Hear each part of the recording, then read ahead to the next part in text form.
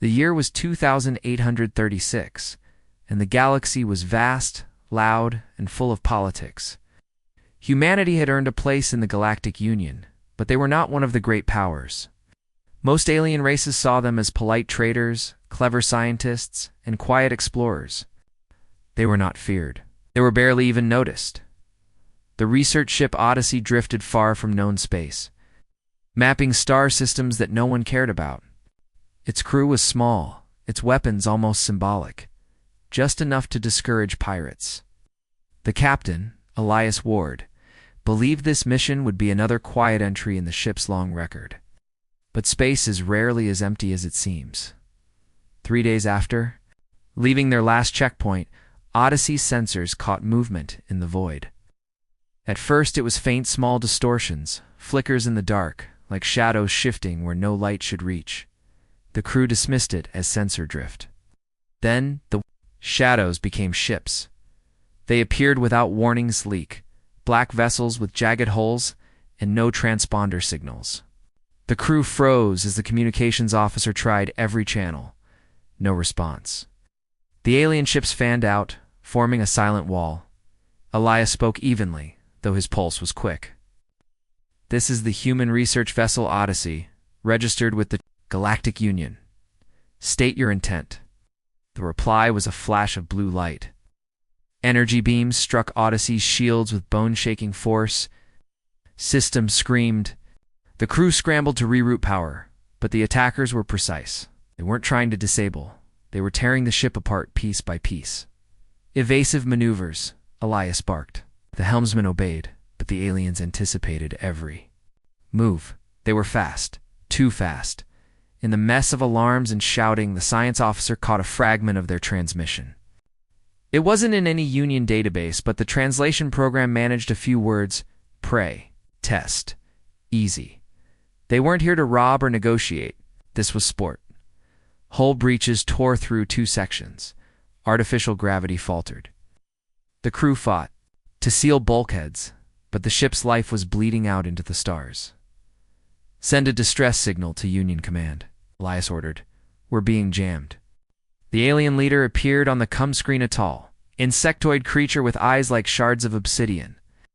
Its voice was cold, clicking with amusement. "You humans are fragile. The galaxy should thank us for cleaning its edges." Elias stared at him for a long second. His voice, when he spoke, was quiet. "You think this will end here?" The alien tilted his head. "Yes, your kind is weak." The next strike tore the bridge apart. The blast threw bodies and debris into the void. Atmosphere screamed through the cracks. In the chaos, Elias found himself in the emergency pod, alarms shrieking in his ears. His hands shook as he sealed the hatch. Through the tiny viewport, he saw the Odyssey split in 2, fire and metal scattering into the black. The alien ships didn't even bother to chase the pod. It had already turned away, laughing in their strange language. Elias floated in silence, didn't know how long he sat there, watching the wreckage fade. His breathing slowed. His panic burned away, leaving something sharper, something colder. He opened the emergency transmitter. The jamming was gone. The aliens had left him alive, perhaps as a warning to others. But Elias was not thinking about warnings. He recorded a single message. His voice was steady, almost calm. "This is Captain Elias Ward of the Odyssey. Wanted war? They'll see war." Sent it to every Union channel, every human outpost, every relay station that could carry it. Then he sat back in the pod, eyes fixed on the distant stars, and waited. Far across the galaxy, in places where human ships rarely went, that message arrived. It played in deep space listening posts, on merchant bridges, and in secret military bunkers. The words were simple. The tone was not. The aliens who had attacked the Odyssey did not hear it, but others did. And in the quiet corridors of human command, men and women who had not spoken certain orders in centuries stood and began making calls. The galaxy had always thought humans were patient, that they would endure insult, adapt, and move on. People who heard Captain Ward's voice knew better. They knew that in 2836, there was only one real mistake you could make. You could provoke humanity, and if you did, there was no turning back. News of the Odyssey's destruction spread across the Galactic Union like a spark in dry grass. It wasn't just another pirate attack. Everyone who had seen Captain Elias Ward's transmission noticed the same thing. He hadn't shouted, begged, or cursed. He had spoken with the calm of a man making a promise. The Galactic Union Council met in emergency session on Celeste. Prime, representatives of over 200 species filled the great chamber, voices clashing in a storm of arguments. Holographic. Projections of the Odyssey's wreckage floated above the central floor. The human delegation sat together, silent. Ambassador Mara Vance watched the chaos unfold. She knew what they were really arguing about. Not justice, not morality. They were afraid of what humanity might do next. Finally, the Union Chancellor, a tall, crystalline being whose body refracted light into rainbow shards, called for silence. Human representatives, the Chancellor began, "We understand your anger, but we must urge restraint. Retaliation could destabilize the eastern trade corridors. War is not in the Union's interest." Mara kept her expression neutral. "Our ship was destroyed without warning, our crew slaughtered." The Chancellor's voice was cold, but measured. "We will issue a formal condemnation to the aggressors." Murmur ran through the human delegation. Everyone knew a formal condemnation meant nothing. The alien faction responsibly identified as the Cathari Dominion would laugh at it. Ambassador Vance folded her hands. "And if they attack again," the Chancellor's prism-like eyes flickered, "then we will investigate further." Behind her calm face, Mara felt the shift. She could almost hear the quiet gears of human policy turning. The Union thought humanity could be stalled, pacified, distracted with speeches. They didn't understand that the decision had already been made. That evening, in the privacy of the human embassy, secure doors slid shut and holoscreens activated. Military leaders appeared one by one, their faces grim. Admiral John Coles? The voice was low but steady. "We've reviewed Ward's transmission. Command agrees this is an unprovoked act of war. We're invoking Protocol Black Dawn." The room went silent. Protocol Black Dawn had not been activated in over 2 centuries. It was a shadow plan, a blueprint for total mobilization designed for one purpose: overwhelming retaliation. Mara leaned forward. "How long until the Union notices?" Cole allowed himself the faintest smile. "They'll see nothing until it's too late. Civilian traffic will continue as normal. Shipyards will operate under false schedules. Any Union spy ships near Sol will vanish." In a mining station orbiting Neptune, massive dry docks went dark, their workers replaced by silent crews with military clearance. In the asteroid belt, survey drones stopped transmitting, their signals replaced by scrambled echoes. And on Luna's far side, hidden beneath layers of rock and false thermal signatures, an old facility came alive, its hangar doors sliding open for the first time in generations. The next morning, Union intelligence flagged a burst of encrypted human communications. The data was impossible to read, but one phrase slipped through, repeated across dozens of channels: "Assembly begins." No one in the Union Council knew what it meant. But in human space, it was the first step toward something the galaxy had not seen in centuries. And in the Cathari Dominion, the alien warlords laughed over their victory, certain they had proved their dominance. They had no idea that a storm had already begun to gather.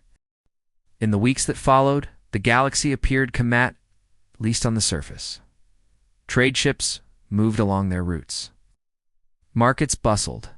The Union broadcast speeches about peace and stability. But beneath that calm, something else was moving, quiet and deliberate. Human fleets began to disappear from public records. Ships that were listed as docked at Mars vanished without departure logs. Entire squadrons stopped answering their routine Union status calls. Officially, they were undergoing maintenance or on extended survey missions. Unofficially, they were going to pulled into something far bigger. On Luna's far side, deep inside the Black Horizon facility, warship hulls were being fitted with weapons the Union didn't know existed. Engineers worked in silence under sealed orders, building ships designed not to win battles but to end them before they began. The Union's spy network took notice. They sent their best agents into human space disguised as traitors, mercenaries, even tourists. None of them came back. Their last transmissions were fragment static, broken words, and once a single terrified whisper, "They know we're here." Far out in the outer belt, a lone alien smuggler named Drozek drifted into a restricted sector, chasing a rumor of abandoned mining stations. Instead, his sensors lit up with something impossible, an object so large it blocked out the stars. He stayed hidden, watching from the shadow of an asteroid. At first, he thought it was a ship, but the longer he stared, the less sense it made. The structure was jagged, built into an asteroid itself, its hull plated in layers of black alloy that drank in light. Massive hangar bays yawned open, swallowing entire destroyers like they were shuttles, and at the center, tethered by docking arms, was something far worse, a colossal frame the size of a city, still under construction. His breath caught. "That's no warship, that's a monster." Drozek didn't wait to see more. He powered his engines and fled, never once daring to transmit what he'd seen over open channels. But rumors don't stay buried. Within days, whispers of the human giant were moving through smuggler networks and fringe colonies. Some claimed it was a planet killer. Others said it was a mobile fortress. So nobody knew the truth. Meanwhile, in the Cathari Dominion, the warlords dismissed the reports. "Humans build freighters and science ships," one commander scoffed. "If they had teeth, we would have seen them by now." But the Cathari border patrols began to notice something strange: human ships appearing in deep space, then vanishing without jumping to warp. They weren't on Union routes, and they weren't broadcasting IDs. One patrol recorded a distant transmission before its destruction. The signal was faint, heavily encrypted, but one phrase cut through the noise. "The clock is ticking." In the deep, dark edges of space, far from trade routes and politics, humanity was preparing. And they weren't rushing. They were patient. Because when they struck, it would not be a warning shot. It would be an ending. It began without warning. No declaration of war. No long speeches. No build dash up. At 3:14 Cathari Standard Time, an outpost on the Dominion's far rim went silent. The outpost was not important, just a forward supply base orbiting a red dwarf, garrisoned by a few hundred soldiers. But when the relief convoy arrived hours later, there was nothing left. The station had been split into drifting fragments, its weapons platforms reduced to molten slag. The convoy's escort commander, veteran of many battles, sent a single panicked message back to his fleet. "We never saw them. Not once." At that same day, 3 more Dominion installations fell. Each attack lasted less than 6 minutes from first contact to complete destruction. Survivors were re-ranned. Those who lived could only speak in half-coherent fear. They came out of nowhere. They didn't miss. Not once. They moved faster than anything we've seen. Union intelligence began to intercept fragments of the aftermath. Weapons had bypassed Dominion shields entirely, as though the defenses weren't even there. Hulls were pierced cleanly. Systems shut down in an instant. It was surgical, not chaotic. Each strike left the rest of the area untouched. Almost as if the attackers wanted the message to be seen, the Cathari Dominion's High Council was furious. They demanded answers from the Union, accusing humanity. Directly, the Union, caught between fear and diplomacy, claimed ignorance. But in private, certain Union officials remembered the phrase whispered across human channels weeks earlier. "Assembly begins on the Dominion's flagship Razoth." "General." Kavar interrogated a captured human dropship pilot, the only one taken alive. The general expected begging, defiance, maybe even pride. What he got was worse. The human stared at him with calm, unreadable eyes. "That wasn't even our main fleet." Kavar leaned forward. "Lies." The human smiled faintly. "Haven't used our main weapons yet?" The general's mandibles twitched in unease. That night, for the first time in his career, he ordered extra guards posted around his quarters. But guards would not save the Dominion. from what was coming because far beyond the reach of their sensors, in the shadows of a dead star system. The rest of humanity's war machine was still waiting, and when it moved, there would be no stopping it. The first wave of human strikes sent ripples through the galaxy. Entire Dominion outposts erased in minutes. Warships crippled before their crews even knew they were under attack. And yet, civilian transports in the same sectors reported being escorted to safety by those same mysterious human fleets. That was the part that unsettled everyone the most. Humanity was not waging blind destruction. They were targeting only military assets. Civilians, Cathari or otherwise, were spared, sometimes even protected. It was a kind of precision the galaxy wasn't used to. In the Union Council chambers, arguments erupted daily. Some representatives urged sanctions against humanity, fearing their growing power. Others, quietly but firmly, suggested that perhaps it was better to be on the humans' good side. Small frontier worlds began to make their choices. On the mining colony of Tresca, the local governor openly announced they would allow human fleets to resupply in their ports. A week later, the governor's daughter was rescued from a Dominion raider by a human strike group. Word spread fast. Meanwhile, other species-old allies of the Cathari started reinforcing their borders, refusing human ships entry. They believed that siding with the Dominion would shield them, didn't realize they were putting themselves on the list.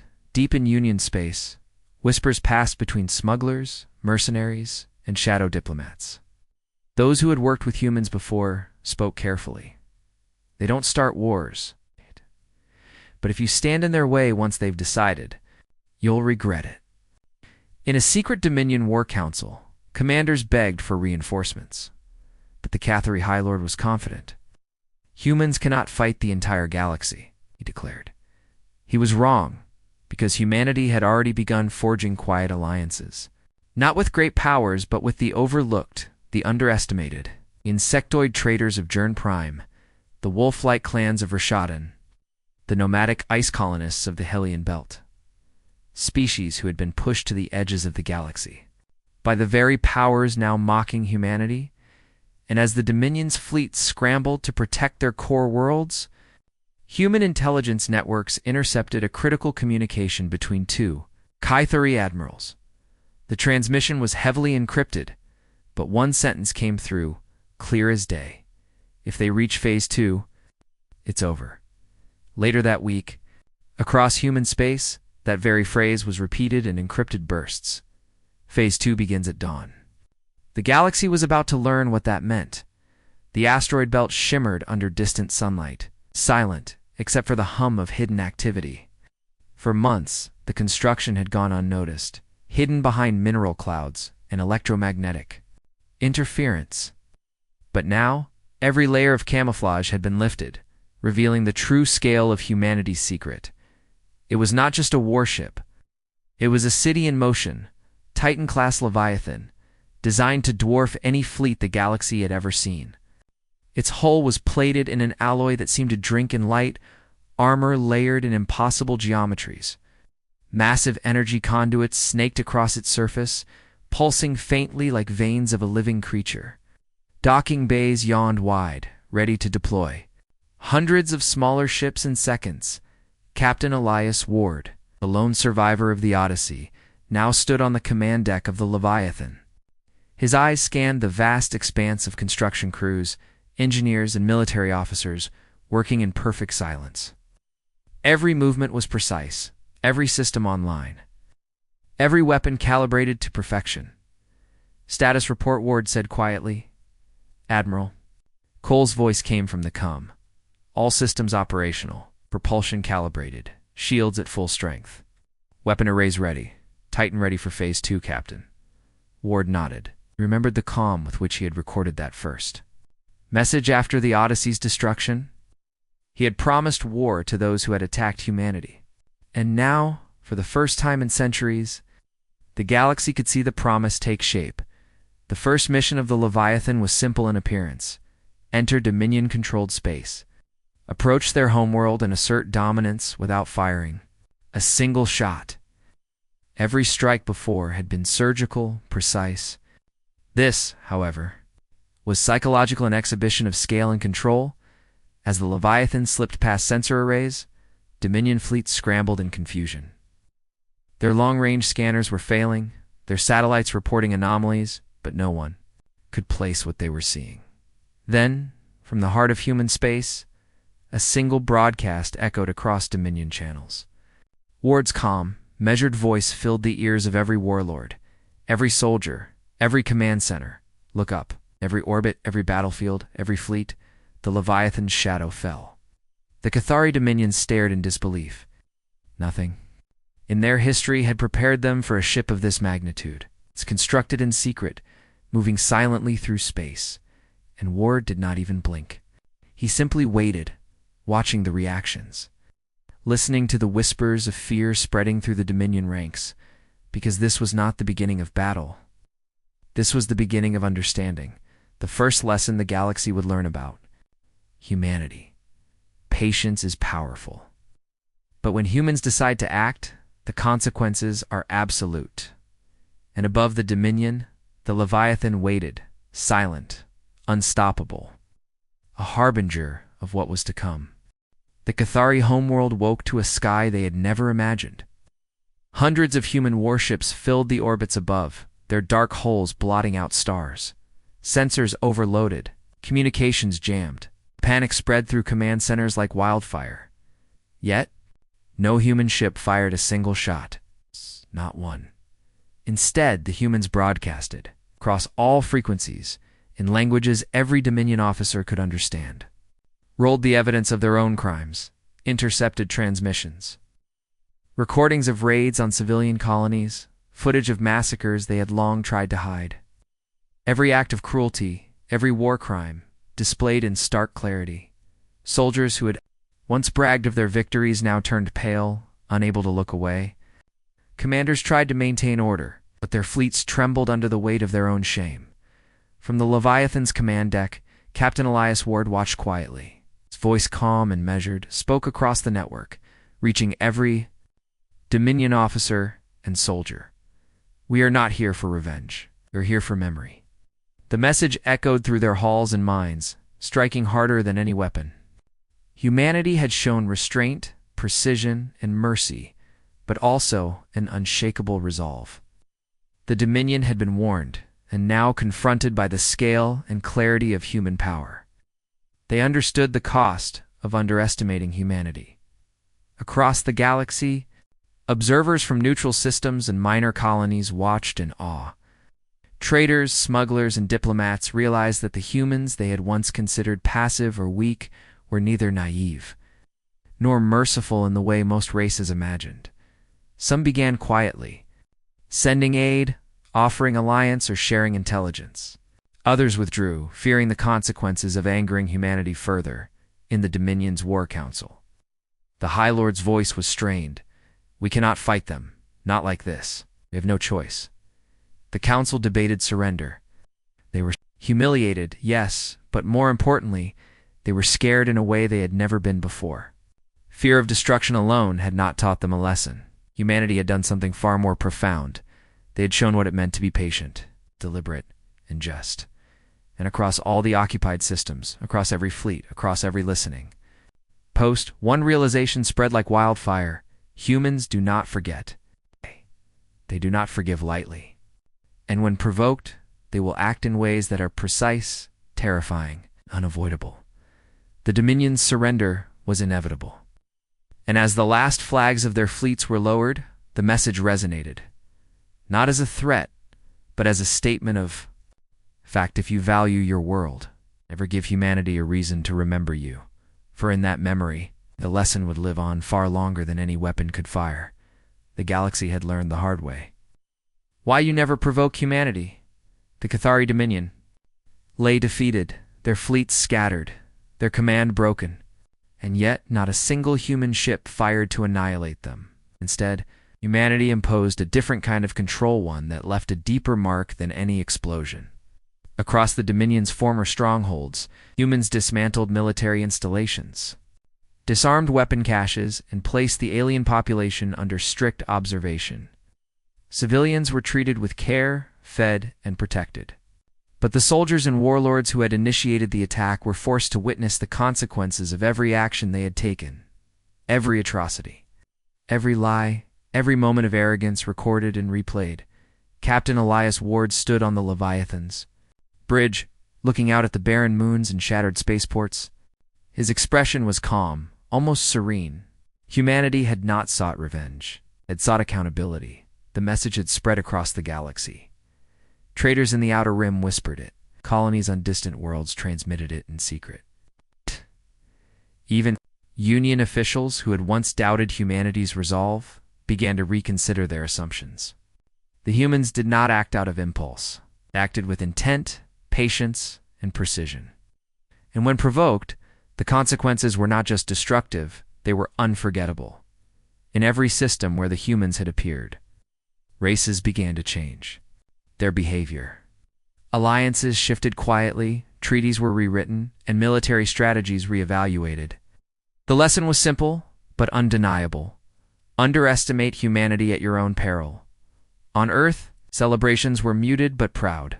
The leaders who had stayed hidden during centuries of quiet preparation now stepped forward, announcing to the galaxy that humanity had emerged not as conquerors, but as guardians of their own honor. Across space, historians and scholars would write about 2836 for generations. They would tell of the Odyssey, of Captain Ward, of the Leviathan, and the calm, terrifying way humans reminded the galaxy that patience was a weapon, memory was sharper than any blade, and the final truth became undeniable. Humanity did not seek war, but they never forgot an attack. They did not need to strike blindly. Precision and timing ensured the lesson was learned. The galaxy would remember. Forever, if you provoke humanity, you awaken a force you cannot escape. And in that quiet, cold knowledge, the stars seemed to shift. Because from that day onward, every race, every fleet, every world knew the same unspoken rule. Never give humanity a reason to remember you. For once they remembered, nothing would ever be the same again.